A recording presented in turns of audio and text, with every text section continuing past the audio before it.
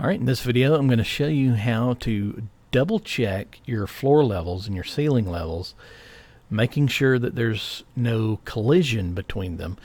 Something that you always have to check for on your plans is making sure that that you're not planning to collide anything together. We need to have very accurate, very precise measurements and positionings and everything involved.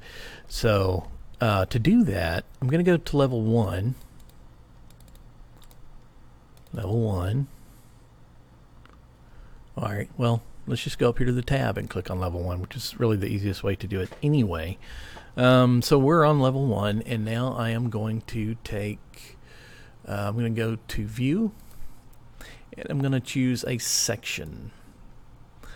Alright, and just anywhere through here, you're just going to place that section. You're going to click over here on the left, and then just drag this over to the right. You really don't even have to drag it that far, but we're going to do that. And then to get into that level, to be able, or that section view, we just double click on that section view. And of course it also shows up down here on the left in your project browser. There it is right there, section 1. Okay, so we click on the section view, we come in here and we take a look, and this is one of the things I'm talking about. This is where there's going to be collision. Right there is your gypsum wall board for your ceiling, and it is up inside of the floor, which just physically does not work. Okay, but all we have to do to fix this is click on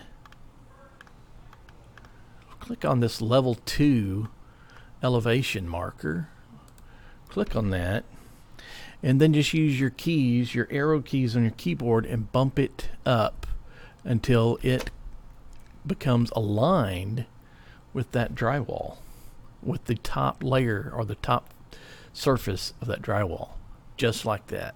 Okay, so there we go.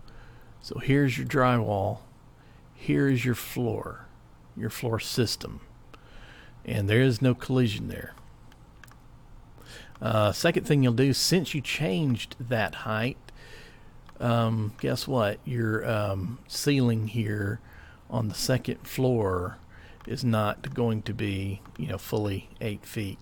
Or actually, it may have followed, that piece of drywall may have followed our adjustments, but our level is going to be off. So let's measure from the floor to the bottom of the ceiling and see what we come up with. What is it? Okay, 8 feet. So the ceiling did adjust with it. However, our level is still going to be off. So I am going to see, hopefully this becomes attached from that. I'm going to click on that and see what happens. Yes, good. It is not attached to it. And we're just going to keep tapping on the arrow key until we get the level where it should be. We want it right there on the top of that drywall. Okay, so now that's top of wall 2, and you see the measurements have changed. It's now 17 foot 2 inches, 2 3/8 inches, sorry. And of course this measurement has changed as well. Okay, and now the two things, I don't have any collision, and I know I have 8 foot clearance between my floors, the surface of my floor, and the ceiling. Okay,